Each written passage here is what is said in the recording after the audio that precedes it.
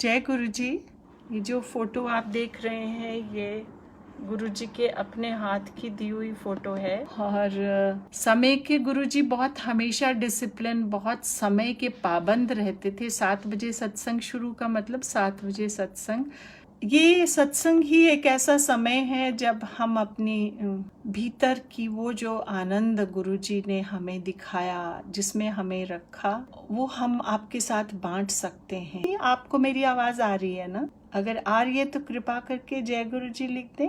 Okay, जय गुरु जी। संगत जी, सत्संग का समय बहुत नया, बहुत स्वच्छ, बहुत सुंदर, हमारे लिए एक ऐसा समय जब हम उस परमानंद को याद कर सकते हैं जो हमने गुरु जी के सानिध्य में पाया, जब उन्होंने हमें अपने चरणों में जगह दी, जब हमसे बात की, जब हमें छूने का उनको मौका मिला, जब उनसे बातें करने का मौका मिला। गुरु जी की बड़ी कृपा। मैं नहीं कहूँगी कि आज वो हमारे साथ नहीं हो, बिल्कुल हमारे साथ हैं। उसका एक सत्संग मैं आपको ज़रूर सुनाऊंगी।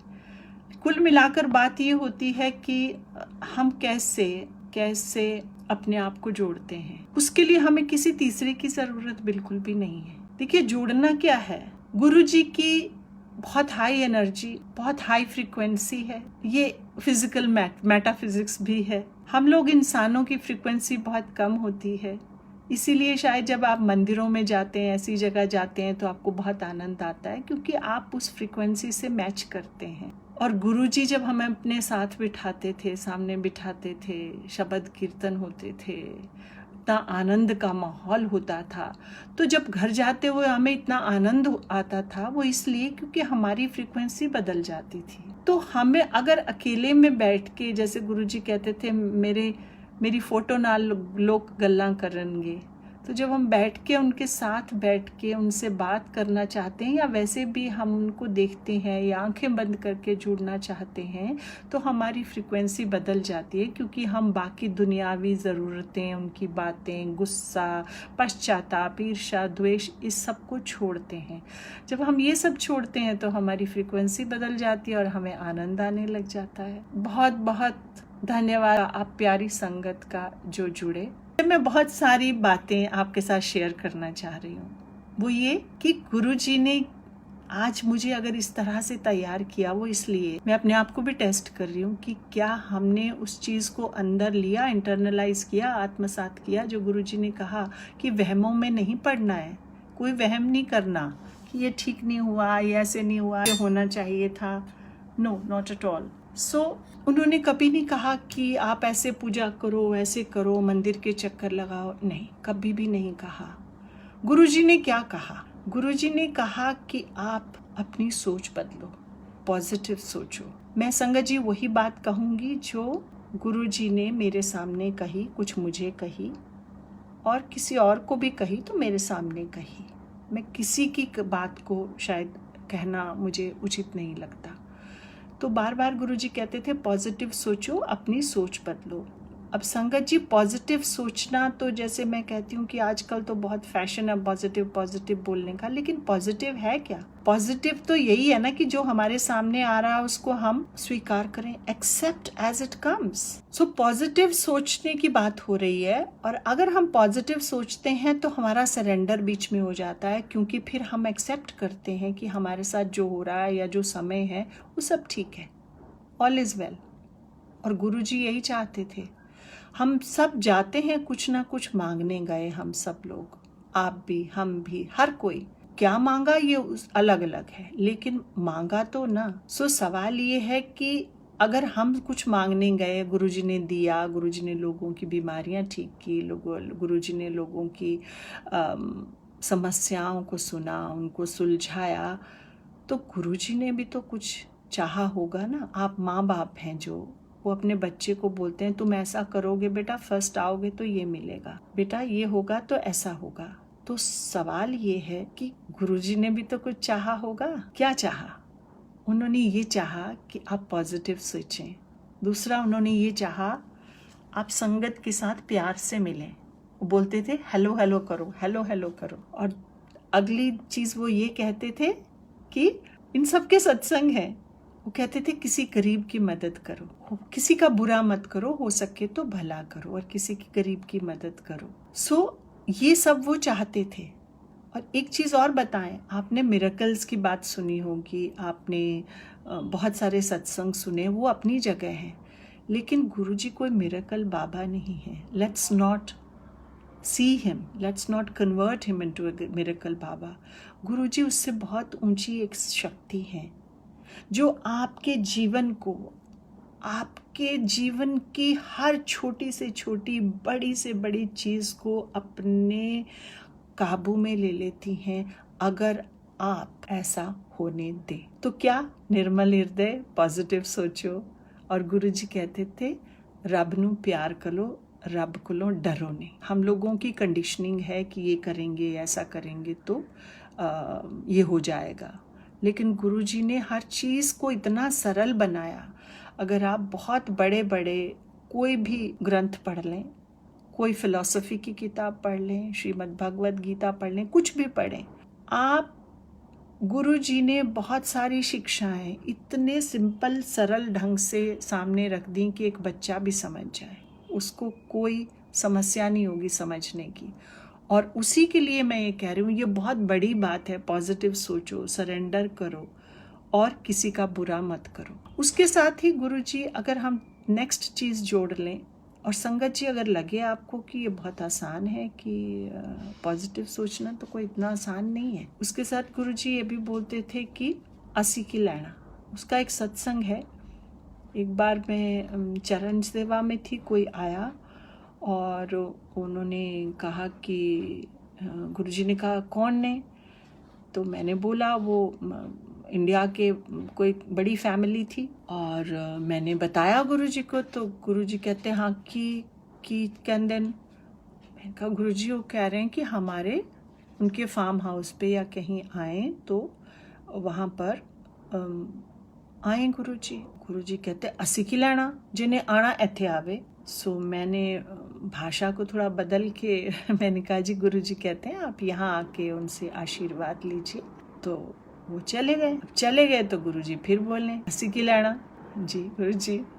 थोड़ी देर के बाद गुरुजी फिर बोले क्यों शांति असी की लेना। मैंने कहा उस वक्त तो मैंने इस चीज़ पे इतना ध्यान नहीं दिया, पर अब जैसे जैसे समय बीत रहा है तो हम बार बार वो चीज़ें बार आती हैं, या कभी कभार सत्संग कभी कभार होता है तो चीज़ें उन पे ध्यान जाता है कि कैसे। तो मुझे लगा कि उसका कुछ बहुत गहरा मतलब है असी की लेना। और मैं जब उसको पॉजिटिव सोचों से जोड़ने लगी, सरेंडर से जोड़ा, तो मुझे लगा कि सारे जो जिंदगी के क्लेश हैं ना संगत जी, वो इसी बात के हैं कि हंसी लेना है, हंसी ये लेना कि उसका घर बड़ा, उसका परिवार ऊंचा है, उसके पैसे बढ़ ज़्यादा हैं, उसके बेटे हैं, उनका बिजनेस बड़ा है, उसका ये है, उसका वो, कुल मिलाकर यही बात है ना। और उसी से हम लोग तकलीफ में रहते हैं। मतलब क्या, दूसरे की तरफ देख के। अगर हम दूसरे की तरफ ना देखें, हंसी की लेना, तो कोई कष्ट ही नहीं है शायद दुनिया में। और ऊपर से अगर हम सोचें कि जो हो रहा है वो स्वीकार है, ज़्यादा ही गहरा सोचना है तो हमारे अपने कर्म है, जो हमारे साथ होता है वो हमारे अपने कर्म है। और गुरुजी बोलते थे मेरे नाल कर्म काट लो, क्योंकि कर्म में से गुजरना तो पड़ेगा, हर हाल में गुजरना पड़ेगा। जो कर्म हमने किए हैं उसमें से हमें गुजरना पड़ेगा। जब हम गुरु की शरण में होते हैं तो हम केवल 10% कर्मों का फल कह लें या कष्ट कह लें वो भोगते हैं, बाकी गुरु अपने ऊपर लेता है। हम उस 10% में कितने अधीर हो जाते हैं, इम्पेशेंट हो जाते हैं। और गुरुजी कैसे लेते हैं, देखिए गुरुजी जैसे किसी की बीमारी लेते थे, कभी गुरुजी को वॉमिटिंग आ जाती थी, कभी ब्लड भी आता था, तो गुरुजी किसी का कैंसर ठीक किया, किसी का कुछ किया, तो गुरुजी को काफ़ी कष्ट होता था। मानव शरीर में गुरुजी ने बहुत कष्ट सहे, संगत जी बहुत कष्ट सहे, और वो संगत के कर्म उन्होंने अपने ऊपर लिए, दिखाते भी थे वो। उनको बहुत तकलीफ भी हुई। अक्सर मैं अंत में बोलती हूँ, पर आज मैं शुरू में बोलती हूँ कि जब हम ये बोलें, ये मांगे, अपने ही लिए मांगते हैं, जैसे गुरुजी बोलते थे अक्सर, मुझे याद है एंड में आखिर के सालों में कष्ट होता था, कई बार कमरे में उनके साथ अकेले भी होते थे तो कोई कहते थे हाय, कोई छाती पर जैसे उनको हॉल पड़ते थे तो हाथ मलते थे तो हाय उषा आंटी कोई गुरु वास्ते भी मंगो, हर कोई अपने वास्ते मंगण आंदा है। तो मेरी बेवकूफ़ी ये हो गई कि मैंने ये नहीं पूछा कि गुरुजी आपके लिए क्या मांगना है, और आपके लिए मांगना है तो किससे मांगना है। मैं केवल यही सोचती रही, मेरी क्या औकात सामने खड़े होकर गुरुजी के। लेकिन संगत जी, प्रार्थना हम अपने लिए करते हैं तो हम अपने गुरु के लिए भी करें। ये करें कि हमारे गुरु का नाम चांद सितारों की तरह रोशन रहे। और गुरुजी छाए तो हैं ही, पूरी दुनिया में छाए हुए हैं। ये उन्होंने कहा भी था कि इत्थे लैना लगणगियां। उनके जाने के 1-2-3 साल बाद ही लाइनें लगने लग गई मंदिर में। और तुहानू पता नहीं तुहानू की मिलिया है, जो गुरुजी ये भी बोलते थे, तुहानू पता नहीं तुहानू की मिलिया है, जब मैं चला जावांगा ना फिर तुसी जानोगे कि कोई आया सी। हम सोचते थे गुरुजी कहाँ चले जाएंगे। एम्पायर स्टेट में होते थे। पहले साल गुरुजी ने जिस साल आए तो हमें अपनी शरण में बुलाया, तो हम लोग सर्दियों में 10-12 लोग भी हुए। उस साल बहुत ठंड पड़ी थी और बहुत फॉग भी होती थी। तो बीच में एक छोटा सा गोल कारपेट होता था, तो हम उस पर बैठते, हर किसी को लगता था वो उसमें फिट आ जाए। गुरुजी भी एक सोफ़ा होता था, उस पर बैठ जाते थे। संगत जी, कोई डेकोरेशन नहीं होती थी, कोई फूल नहीं होते थे, सब कुछ नहीं होता था, सिंपल गुरुजी बैठे हैं, शब्द कीर्तन चलता था। कितना उसको परमानंद बोलते हैं, जो हमने बचपन से किताबों में पढ़ा था, वो परमानंद था। जैसे एक शब्द में भी है कि दिन ता ओ संजड़े तेरे चरना विच बीते। सच मानिए दिन वही थे जो उनके चरणों में बीते। I was in government service. शाम को जाना वहाँ पे भाग के, जैसे कैसे ऑफिस से निकल के सरकारी गाड़ी छोड़ के अपनी गाड़ी उठाओ, थोड़ा हाथ मुंह बदलो, साड़ी से सूट पहनो और पहुँचो वहाँ। और वो शाम जो होती थी ना, वो एक दूसरी दुनिया होती थी, बिल्कुल अलग दुनिया। उसका हमारे दिन की दुनिया से कोई लेन देन नहीं। वहाँ इतना आनंद हमें लगता था, हम डस्टबिन भर के आए हैं, जब निकलते तो खाली होके जा रहे हैं, इतने आनंद में जा रहे हैं। और उस साल सर्दियों में जब निकले, कई बार तो इतनी फॉग थी कि आपको मतलब 4-6 फुट भी नज़र नहीं आता था। और हम एम्पायर स्टेट से चल के, और हम लोग सेंट्रल दिल्ली मतलब इंडिया गेट के एरिया में रहते थे, और I had a government house. तो वो मतलब वहाँ तक आते आते रास्ते में दिखता था कितनी गाड़ियाँ इधर से उधर बेचारी हुई हैं, ये हुआ है वो हुआ है, लेकिन हम बिल्कुल फर्स्ट क्लास अपने घर पहुँच जाते थे। तो ये क्या है? ये गुरु का विश्वास, ये गुरु का रास्ता, ये गुरु की नज़र। और धीरे धीरे संगत बढ़ने लग गई।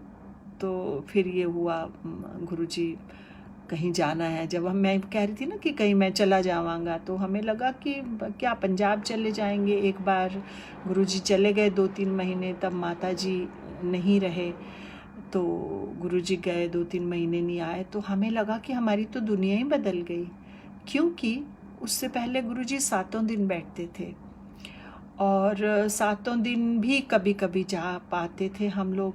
तो वैसे ही फ्रेंड्स ने, फैमिलीज़ ने, तो सब ने हमें राइट ऑफ कर दिया था कि लोग तो पता नहीं होते ही कहाँ हैं, इनका कोई पता ही नहीं होता। और हमारा तो हर होली, दिवाली, करवा चौथ, रक्षाबंधन सब कुछ गुरुजी के पास। हम लोग राखी भी बांधते थे, गुरुजी इतने क्यूटली अपना बाजू आगे कर देते थे। और करवा चौथ भी हम लोग बाहर जल गिराते थे और वहाँ लंगर खाते थे। सो हमारी तो दुनिया वहाँ थी, हमारी तो पूरी दुनिया वहीं सीमित हो गई थी। न्यू ईयर है, दिवाली है, सब कुछ, कोई चिंता नहीं कहाँ जाना है, कोई हमें सरोकार नहीं, किसकी पार्टी है क्या है। सो एक इतना आनंद था। और वो तो बदला है, उसमें तो कोई शक नहीं है कि वो बदला है गुरुजी ने। और हमें बिल्कुल सपने में नहीं था कि गुरुजी ऐसे शरीर छोड़ देंगे। इतना प्यार संगत जी गुरु जी ने दिया, इतना प्यार दिया कि और कहीं से वो प्यार कहीं नहीं मिल सकता। और जब माता जी नहीं रहे तो हम लोग गए, तो इतने प्यार से गुरु जी उस दिन, हाँ गुरु जी ने उस दिन बैठे हुए थे, सफ़ेद कपड़े और इतने सुंदर गुरु जी लग रहे, इतने प्यारे गुरु जी लग रहे। तो उन्होंने कहा कि आज मुझे कोई माथा नहीं टेकेगा, क्योंकि आज यहाँ बड़ी शक्तियों गुरु ग्रंथ साहिब की स्थापना हुई है। तो ये भी एक बात है संगत जी की, कई बार लोग मंदिर में जब कोई मिलता है तो उनके पाँव छूने लगते हैं, तो इसलिए मुझे लगा कि मैं ये बता दूं कि गुरुजी ने ऐसे कहा था। और फिर हमने लंगर खा लिया और दिल्ली वाले, गुरुजी ने कहा बस हुण दिल्ली वाले जाओ, क्योंकि ज़ाहिर पहुंचना था। तो हम फिर खा के जाने लगे। जैसे वो खेतों में थे, उसके जरा आगे बढ़े तो फिर मैसेज आ गया, तो गुरुजी कह रहे चाय पी के जाओ। मतलब आप ये सोचें कि उनका दिल नहीं करता था मेरी संगत कहीं चली जाए, इतना उनको प्यार था। माता जी भी थी पहले साल तो दिल्ली में जब, और वहाँ बैठती थी जहाँ एम्पायर स्टेट की सीढ़ी है ना, उसके साथ एक दीवार है छोटी जो वॉशरूम है पीछे, वहाँ माता जी बैठती थी। और वो बोलती थी इन्हों अपनी संगत दे अगे कोई नहीं हैगा, मतलब इनको अपनी संगत से ज़्यादा कोई चीज़ नहीं है, इनको अपनी संगत सबसे प्यारी है। और फिर वापस आया, हाँ चाय पी के जाओ। फिर हम चाय पीने लग गए और चाय पी के फिर छुट्टी हुई कि ठीक है हुण जाओ। फिर हम दिल्ली आ गए। तो उसके बाद जब कभी वहाँ जाते थे बीच में तो देखा कितना सिंपल गुरुजी, वो मरूनिश कॉटन का चोला कुर्ता और लुंगी पहनी होती थी। तो ये मैं नई संगत को ये ज़रूर बताना चाहूँगी कि ऐसा नहीं है कि बिल्कुल मतलब बहुत ज़्यादा आपको ताम झाम ही करना है, असल बात तो भावना की है। जैसे मैंने कहा शुरू में कोई फूल नहीं होते थे, डेकोरेशन नहीं होती थी, फिर धीरे धीरे हम लोगों के वहाँ थोड़े खुशबू वाले, मुझे याद है जैस्मीन, पहली बार तो मैं हाथ में थोड़े से तोड़े, जैसे ही मंदिर जाने लगी तोड़े हाथ में रख लिए, इतनी सुंदर खुशबू, और मैंने हाथ में जैसे छुपा लिए, मुझे लगा खुशबू कहीं चली ना जाए, तो जाके गुरुजी के चरणों में डाले। फिर हम लोग धीरे धीरे संगत इसे 3-3, 6-6 इंच के मैरीगोल्ड के हार लेके जाने लगे। थोड़े दिनों बाद एक अनाउंसमेंट हो गई कि कल से कोई फूल नहीं लाएगा। तो कर्नल जोशी ने ये अनाउंसमेंट की, तो फिर हमने उनसे ऐसे पूछ लिया कि क्या हुआ, तो कहते गुरुजी को ये चिंता है कि इन फूलों का विसर्जन कैसे होगा। अब ये बात मुझे बहुत ज़रूरी लगी आपको बतानी कि आप ये सोचें कि गुरुजी की सोच किस तरह की थी, मतलब फूलों का विसर्जन कहाँ होगा। तो संगत जी ऐसा कुछ नहीं है कि आपको बहुत भारी डेकोरेशन करनी है, आपको ये करना है, जिसको जो दिल करता है, जिसका मन है असल में वैसा वो करे, कोई मजबूरी नहीं है। और कुछ साल पहले ये मैसेज जैसे भी आए 2-3 लोगों को कि गुरुजी को कुछ अच्छा नहीं लग रहा है, कि सत्संग सही नहीं हो रहे हैं, तो हमें तो 3 बातें समझ आई बोलनी। एक तो ये कि सिंपल रखना है, और दूसरा ये कि लंगर जो है वो अगर अपने हाथ से बनाएं तो बहुत अच्छा।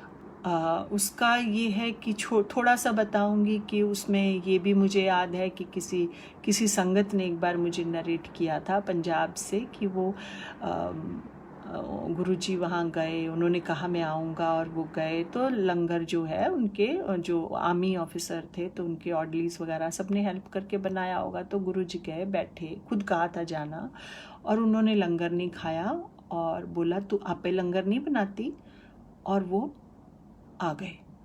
तो अगली बार फिर उन्होंने किसी को हाथ नहीं लगाने दिया, खुद लंगर बनाया, तो फिर गुरुजी ने वो लंगर खाया। दूसरा ये कि जब लंगर बनता था तो गुरुजी डिसाइड करते थे कि कौन आंटियां लंगर बनाएंगी।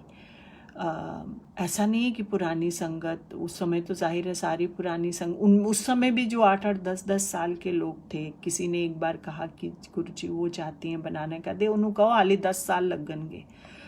तो मतलब इसके पीछे भी एक सोच है कि कौन लंगर बनाएगा। तो संगत जी इन चीज़ों का भी ध्यान रखें।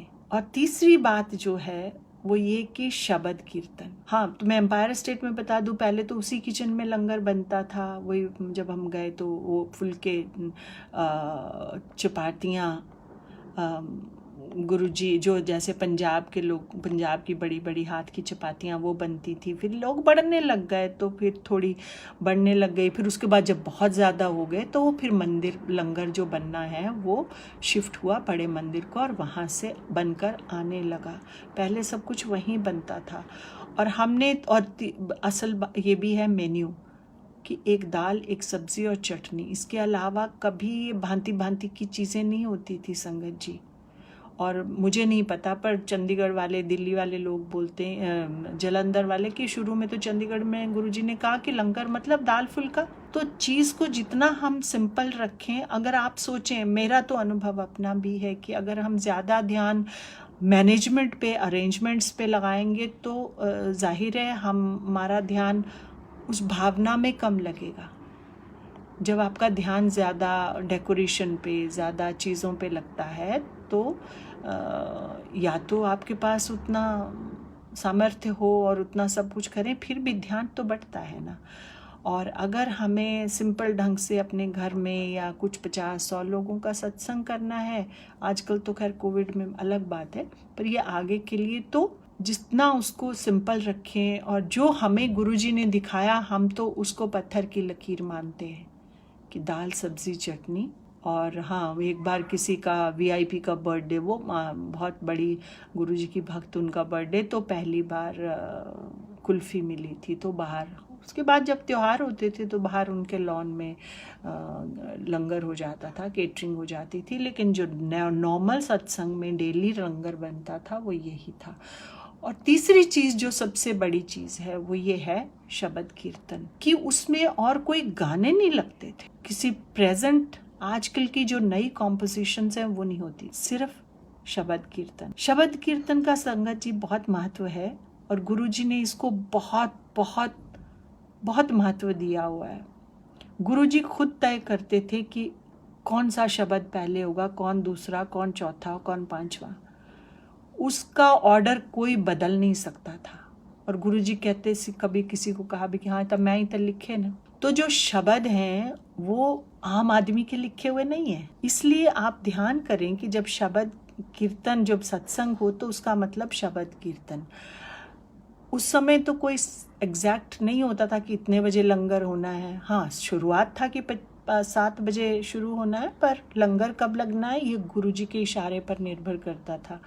और इशारा हमें कैसे समझ में आता था कि वो जो एक गाना है शायद सुखी बरार की आवाज़ में कि ओम नमो शिवाय वाला, वो आरती नहीं, वो गाना जब चलता था तो मतलब अब लंगर लगने लगा है। उसके बाद, लंगर के बाद फिर गुरुजी पंजाबी गाने लगाते थे। उनको नुसरत फ़तेह अली खान बहुत पसंद थे। और फिर जो नए आर्टिस्ट आते थे वो अपने कैसेट्स, पहले शुरू में तो कैसेट्स ही चलते थे, लाते थे, फिर CDs भी लाते थे, फिर DVDs आ गई। तो उनके जो म्यूज़िक था वो फिर लंगर के बाद, लंगर के टाइम में चलता था। लेकिन पहले शब्द कीर्तन, केवल शब्द कीर्तन। और जैसे कि आप जानते हैं कि गुरुजी के दरबार में तो हर भाषा के, हर संस्कृति के, हर धर्म के, जाति के लोग होते हैं। कोई वो नहीं है, खुला दरबार है। तो जिनको पंजाबी तो छोड़िए, जिनको हिंदी भी ठीक से नहीं आती वो लोग भी हैं। तो जब कभी एक बार किसी एक बहुत सीनियर एयरफोर्स के ऑफिसर थे, वो आए तो साउथ के थे। तो गुरुजी ने कहा, गुरुजी समझ में नहीं आता है। तो गुरुजी ने कहा, तेनू समझने किने क्या, तू समाधि ला। सो बस मतलब ये कि जो शब्द कीर्तन, जो गुरबाणी की जो वाइब्रेशंस हैं, जो उससे ही बहुत कुछ, उससे ही हमें वो सारा रस मिल जाता है। ये सिंपल गाने नहीं है जो मैं और आप कंपोज कर रहे हैं। अगर आप देखें भी तो शब्द कीर्तन में वहाँ प्रॉपरली उन्होंने नोटिफाई किया है कि कौन सा किस राग में होता है। तो पूरा क्लासिकल म्यूज़िक और उसके ऊपर ये सब बेस्ड है। तो संगत जी, अब चूंकि हमारे गुरुजी का ऐसा नहीं है जैसे बाकी चीज़ों में होता है, धर्मों में होता है, पंथों में होता है कि ऐसे होगा, ऐसे करना है, ऐसे करना है, तो इसलिए हमें लगता है ये हमारी ड्यूटी है पुरानी संगत की कि जो हमें गुरुजी ने बताया वो हम आपके साथ शेयर करें, क्योंकि हमें ऐसा भी लगता है कि फिर वो तो जाहिर है, अब तो गुरुजी का समा है, गुरुजी का युग है, पूरी दुनिया में गुरुजी छाए हुए हैं, चप्पे चप्पे पर गुरुजी हैं, तो चीज़ों में डाइवर्सिटी तो होगी, तरह तरह से सत्संग तो होंगे, तरह तरह की बातें तो होंगी, लेकिन ये 3 चीज़ें हमें लगा कि हम ज़रूर कहें कि आप अगर इनको फॉलो करें, अगर आप इनका अनुसरण करें तो बड़ी कृपा होगी। कि एक तो आप सिंप्लिसिटी पे ध्यान करें। शुरू में गुरुजी बिल्कुल प्लेन चोले पहनते थे, देखिए जैसे ये देखिए, ये तो बिल्कुल क्रीम है, इसमें थोड़ा सा आगे गोटे का ये काम हुआ है, इट्स नॉट हैवीली एम्बेलिश्ड। और पहले तो ऐसा भी नहीं था, गोटे का काम प्लेन भी होते थे, सिल्क के और कॉटन के भी जलंधर में हमने गुरुजी को पहने हुए देखा है। यहाँ पे भी शनील के भी पहनते थे गुरुजी, फिर वो उतार के लेडीज़ को दिए, तू सूट बना ले, और बहुतों को जैसे देते थे। उनका मनमौज थी, जब खुश हुए तो उठा के अपना चोला निकाल के दे दिया। जैसे सत्संग ख़त्म होता था गुरुजी फटाफट उतार के किसी को देते थे या ड्राई क्लीनर को देते थे, और खुश हुए हैं तो चलो जूती चल तू ला ले। तो जैसे हमें जो जूती मिलती हैं तो बिल्कुल प्लेन वेलवेट की जो पंजाबी जूती होती है, कुछ ऐसे सिल में सितारे नहीं हैं। तो मुझे तो सच पूछिए बड़ी बार ये लगता है कि गुरुजी की कुर्सी पे अगर वो इतने स्टोन्स वाला और इतना कुछ पहना है, और अगर आप मानते हैं कि गुरुजी आके वहाँ बैठते हैं तो वो चुभते नहीं होंगे क्या? खैर ये मेरी अपनी सोच है, वो मेरा अपना ढंग है, ज़रूरी नहीं आप ऐसा सोचें। और सिंप्लिसिटी, लंगर, अगर कम लोग हैं तो हो क्योंकि गुरुजी का था कि जब तुम बनाते हो तो तुम उसमें अपनी पूरी भावना अपना प्यार डालते हो, तो अलग है ना। तभी तो बोलते हैं ना, माँ जब खाना बनाती है तो उसका स्वाद अलग होता है। और वैसे भी लोग बोलते हैं कि गुरुजी कहते भी थे कि रोटी घर दी औरत नूं बनानी चाहिए। तो ठीक है, हम लोग भी सर्विस में थे, ना समय नहीं होता था तो नहीं बनाते थे, घर के और काम भी नहीं कर पाते थे। लेकिन मैं आपको बताऊं कि गुरुजी ने ये लंगर का करा के एक बड़ी सोच बदली। वो बहुत सोच बदलते हैं आपकी। गुरुजी का असली ये है कि आप अपनी सोच बदलें, पॉजिटिव सोचियो की बात है ना। तो हमें उसका एक बताती हूँ कि जब हम लोग जॉब में थे तो कई बार जब क्रॉस करते, गुरुजी रात को ले जाते थे मंदिर भी ले जाते थे, बड़े मंदिर अक्सर लेके जाते थे। तो कई बार जब क्रॉस करते थे, जो आंटियाँ लंगर बना रही होती थी, तो मुझे मन में इतनी घबराहट होती थी कि गुरुजी मेरे को कहीं बोल देंगे तू बना, तब फिर क्या होएगा। आई थॉट कि मैं तो नहीं हैंडल कर सकती। लेकिन गुरुजी आपकी सोच बदलते हैं धीरे धीरे। कैसे करवा के जब मैं रिटायर हुई और ऐसे ऐसे अपॉर्चुनिटीज़ आई कि मुझे लंगर में मदद करने का मौका, कभी कभार मंदिर में नहीं, वैसे कभी सत्संग करने का मौका मिला, तो सोच बदली। सोच कैसे बदली मैं आपको बताऊं कि बचपन से कुछ बेटियों को पाला जाता है ऐसे कि भाई आपको पढ़ना लिखना है, आपको बड़े बनना है, आपको तो जाहिर है घर के काम आते सब लोग हैं। हमारी जो पीढ़ी थी जो 60s 70s में पली, उन लड़कियों पर ये था कि उनको बड़ा बनना है, उनको पढ़ना है, उनको बड़े अफसर बनना है, उनको ये करना है। और लेकिन हम लोग खासकर दिल्ली वाले नहीं, मैं तो छोटी जगह की रहने वाली हूँ, तो वहाँ पर उन लड़कियों को आता सब कुछ था, तो हमें आता तो सब कुछ था, पर यहाँ ये है। और जब जब आप सीनियर होते जाते हो आपके पास इतना समय ही नहीं होता कि आप 7-7 8-8 9-9 बजे घरों से ऑफिस से आते हो, तो फिर आपके पास इतना समय नहीं होता। तो ये सुविधाएं कह सकती हूँ ज़रूरी सी हो जाती हैं कि आपके घर में कोई कुक हो या आपको बाकी मदद हो। तो पर जो बचपन से अगर आपकी ऐसी सोच बनी है तो आपको लगता है कि अरे ये मेरा काम थोड़ी है। मैं एक एग्जाम्पल दे रही हूँ घर के काम का, ये चीज़ पुरुषों पे भी उतनी ही लागू है। और इसमें मैं केवल, ये तो एग्जाम्पल है खाना बनाने या बर्तन धोने का, ये किसी भी चीज़ पे लागू हो सकता है। तो हम जैसे कि बर्तन मांजना आपका काम नहीं है या ये सब आपका काम नहीं है, लेकिन गुरुजी ने बड़े बड़े अफसरों से चाय बंटवाते थे, वो आपके जूठे गिलास लेके जाते थे, या कभी बर्तन करवा लो या बाद में सत्संग में करवा, तो आपका वो जो सोच है ना वो बदल गया। हमारा वो सोच बदल गया कि ये काम तो मैं नहीं करती, तो अब जो है आप उस काम को एक अलग नज़रिए से देखते हो। Sangat ji, I hope I am able to communicate कि मतलब केवल बर्तन मांजने और खाना बनाने के लिए कुछ भी करने की है, यानी हर चीज़ को रिस्पेक्ट से देखो, हर काम को रिस्पेक्ट से देखो, हर फूल को रिस्पेक्ट से देखो कि उसका विसर्जन कैसे होना है।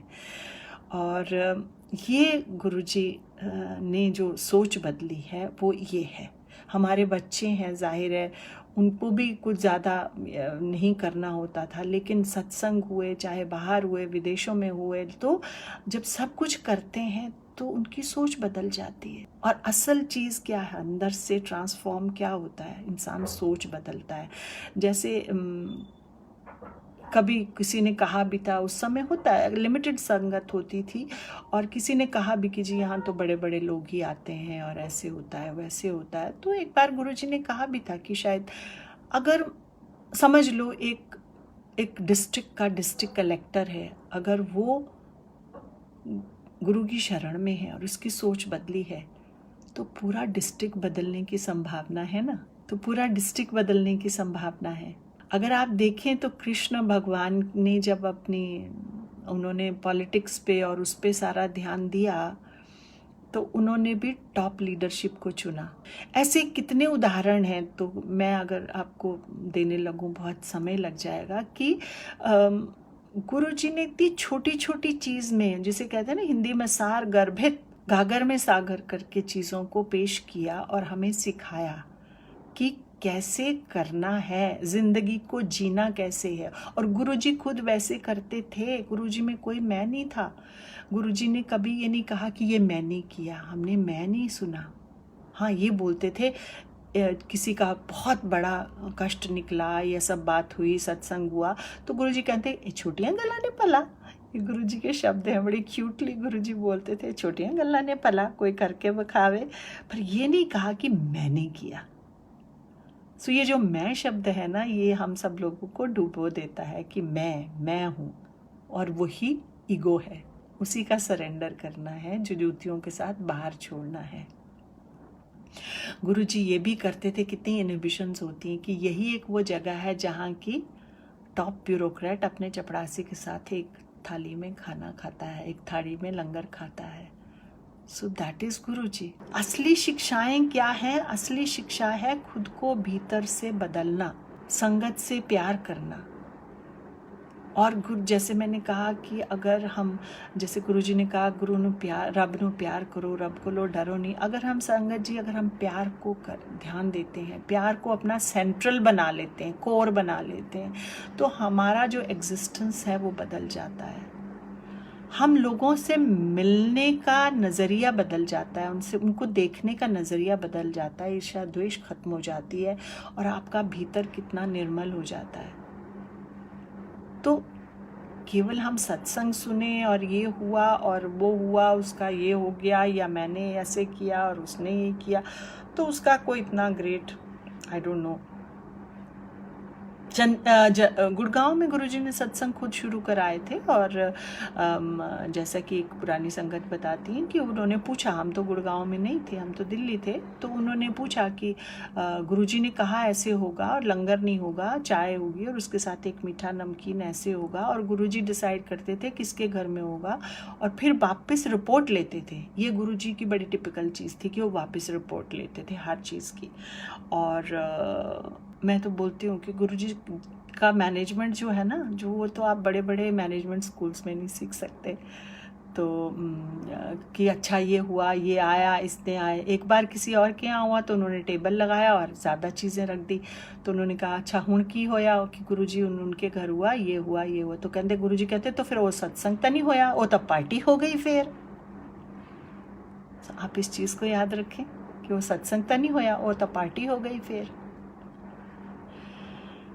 सो आजकल पार्टियां भी, मतलब पार्टी लगता है कि बार तो the way people dress up, करें ज़रूर करें, लेकिन वैसे भी कहा ही गया ना कि समय और स्थान के अनुसार हमारी वेशभूषा होनी चाहिए।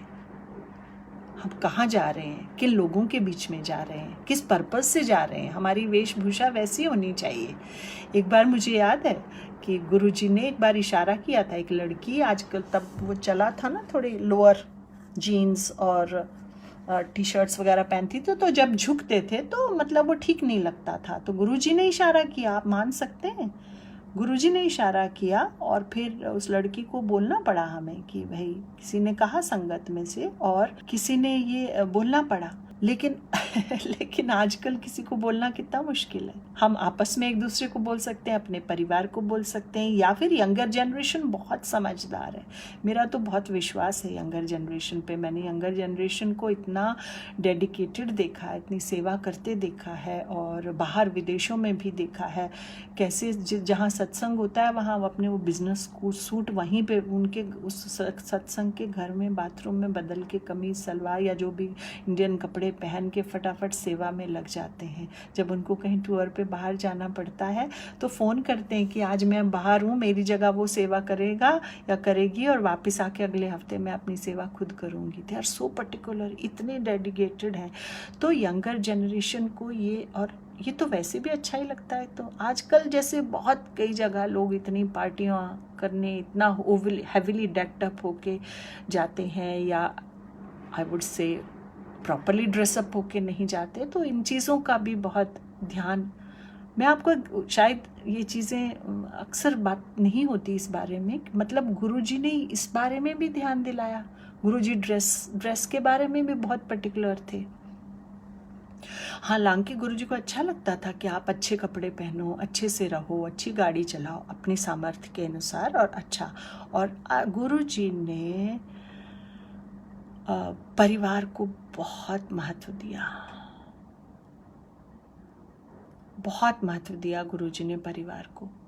उनको अच्छा लगता था कि सारा परिवार इकट्ठा आए, हस्बैंड वाइफ तो आए ही आए, बच्चे भी आए। अब हमारे बच्चे तो उस वक्त स्कूल से निकले थे, और बहुत खुशकिस्मत है वो जनरेशन, वो बहुत छोटी उम्र में गुरुजी से जुड़ गई। और वो उस जनरेशन के जो बच्चे हैं आज तो वो लेट 30s या 40s में हैं, तो वो जिस तरह से वो जुड़े हैं, वो गुरुजी की हर चीज़ उस पर कोई कॉम्प्रोमाइज़ नहीं करना चाहते कि गुरुजी ने हमें सत्संग का ये तरीका बताया है तो गुरु सत्संग का यही तरीका है, ये बदल नहीं सकता, ये बिल्कुल बदल नहीं सकता। तो संगत जी ये चीज़ें भी बहुत ज़रूरी हैं।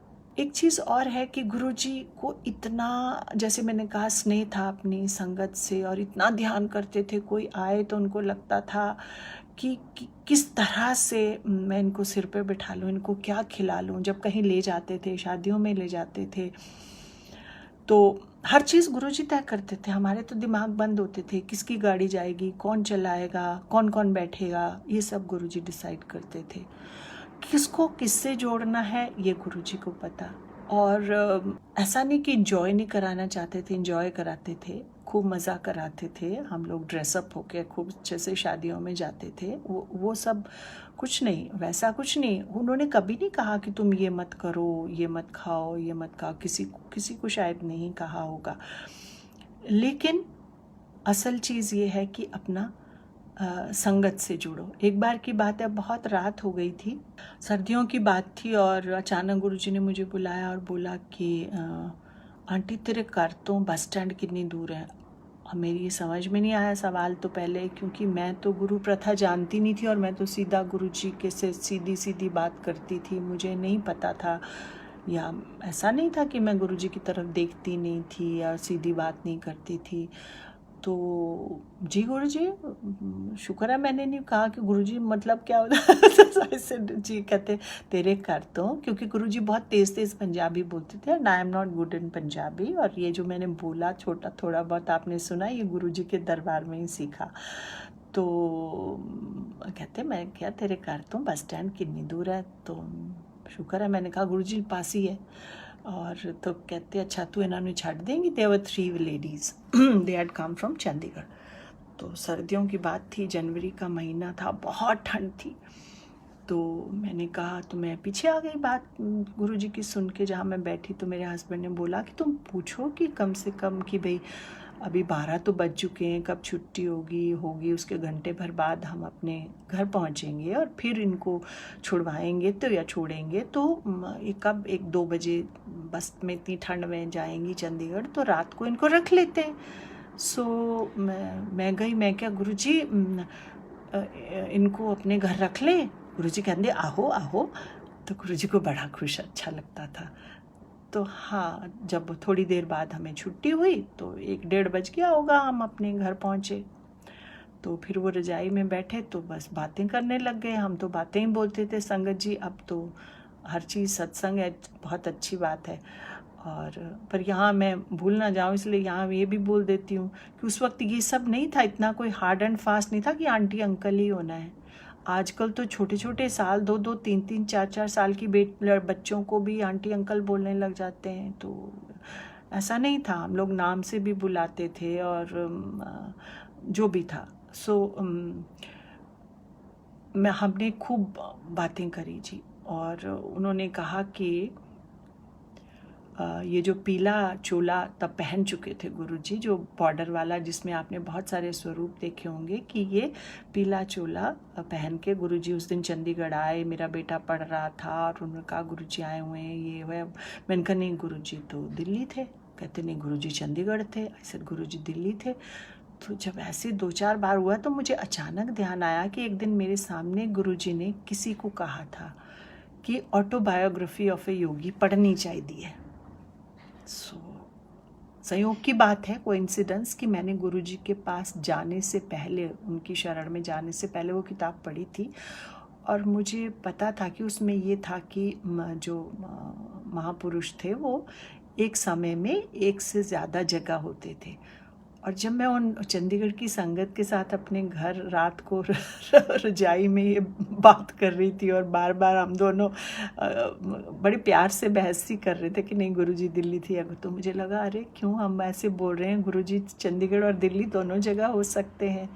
तो इस तरह से गुरुजी आपको चीज़ें अपने आप परतें खोल खोल के बताते थे।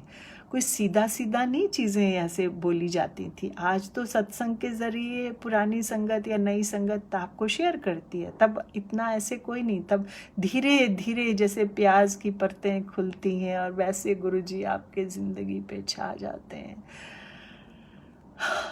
तो एनीवे, सो हो गया जी, ये सब बातें हुई।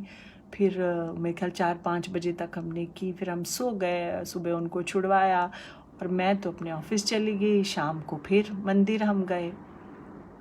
तो जैसे ही मैंने वहाँ सीढ़ी पे पाँव रखा और वो एम्पायर स्टेट में मुड़ी, वहाँ 2-3 सीढ़ियाँ थी ना अंदर हॉल में, तो जोर से गुरुजी बोले फिर तुसी सवेरे 5 बजे तक गप्पा मारियाँ। आप सोचें, मतलब जो हम घर में कर रहे थे, जो घर में बातें हुई, गुरुजी को सब पता, गुरुजी को सब पता। और सत्संग भी हैं जब हम ये सोचते हैं कि गुरुजी, हम कहीं भी होते थे, गुरुजी को सब पता, उनसे कोई चीज़ नहीं छुपती थी। और इसके भी मेरे अपने भी 1-2 सत्संग हैं और लोगों के भी हैं कि कैसे गुरुजी ये प्रूव करते थे कि मतलब संगत को ये दिखाते थे कि मैं सब देख रहा हूँ, तुम कहीं भी हो मैं सब देखता हूँ। संगत जी, ये तो अंतहीन यात्रा है, अंतहीन यात्रा है। आपके अपने भीतर है, बाहर भी है, भीतर भी है। गुरुजी के बड़े सत्संग ऐसे हैं जब वो हमें ये विश्वास दिलाते हैं, या कह सकती हूँ कभी मन ऐसा हो जाए तो ढाढ़स देते हैं कि भाई तुम चिंता मत करो, मैं तुम्हारे साथ हूँ। जैसे उस समय गुरुजी हमारे साथ होते थे हर वक्त। कहीं भी जीटी रोड पे भी गुरुजी की खुशबू आ जाएगी और किसी को बाथरूम में भी आ जाएगी। मतलब it was so beautiful, I can't tell you.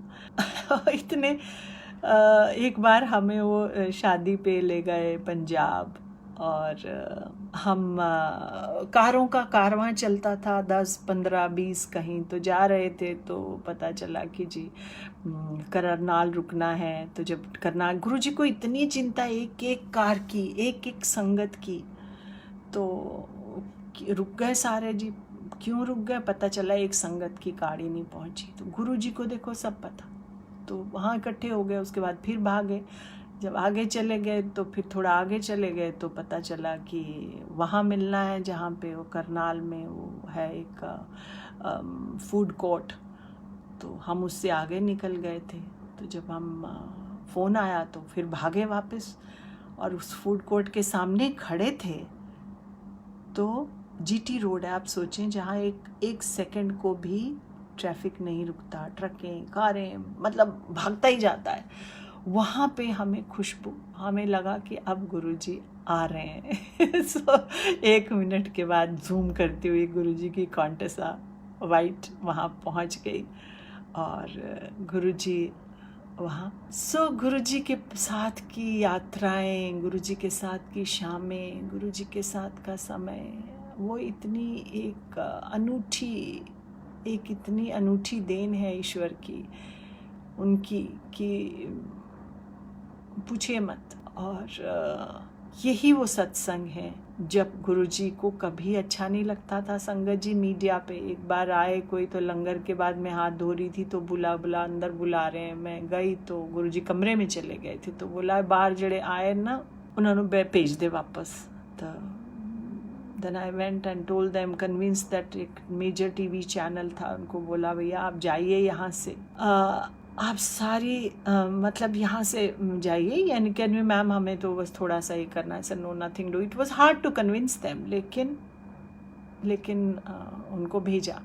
तो गुरुजी मीडिया से बिल्कुल दूर रहे। जो लाइट ऑफ डिविनिटी किताब है वो मेरा सत्संग नहीं है लेकिन किसी और का है। तो था कि गुरुजी ने तो हुक्म दिया वो सत्संग इकट्ठे होने का, पर वो छपी नहीं गुरुजी के शरीर में यहाँ की शारीरिक यात्रा में, वो उनकी चोला छोड़ने के बाद छपी है। तो उनकी एक अलग ही माया है, वो समझते हैं और उसको ज़्यादा समझना नहीं चाहिए।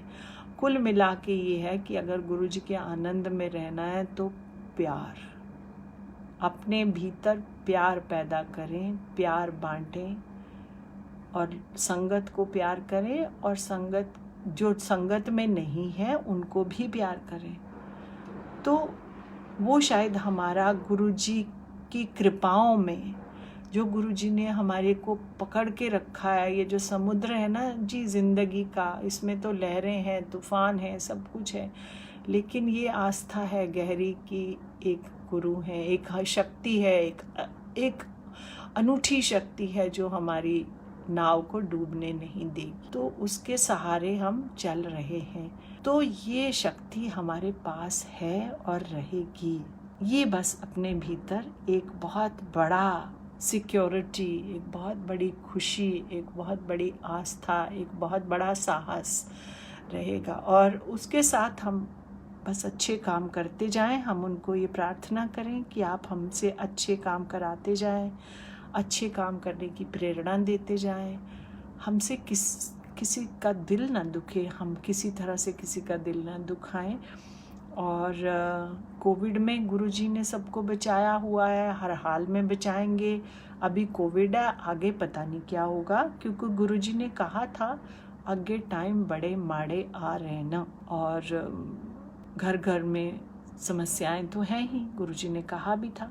घर घर में बरसात होगी, डिमेंशिया, डिवोर्स, कैंसर। सो गुरुजी कृपा करें, हम किसी तरह से बच सकते हैं तो सिर्फ अपने कर्मों से और नतमस्तक होकर। और गुरुजी ने कभी ये नहीं कहा कि तुम पूजा में डटे रहो, नहीं। गुरुजी ने यहाँ ये अंतिम में बात कहूँगी कि गुरुजी ने ये कहा कि मंदराज कुछ नहीं पिया, इट्टा ने इट्टा, ये उनकी भाषा है संगत जी। मंदराज कुछ नहीं पिया, इट्टा ने इट्टा, घर विच हस्बैंड वाइफ दी सेवा करे तो वाइफ हस्बैंड दी सेवा करे, वही मंदिर है। सो गुरुजी की आशीर्वाद से हमें ऐसी सिद्ध बुद्धि मिले कि हम ऐसा मंदिर अपने हर घर में बना सकें जहाँ हस्बैंड वाइफ उस तरह से रह सकें, और तो ही शायद हमारा एक्चुअल ट्रिब्यूट है गुरु जी के प्रति, हमारा एक्चुअल नमन वो है।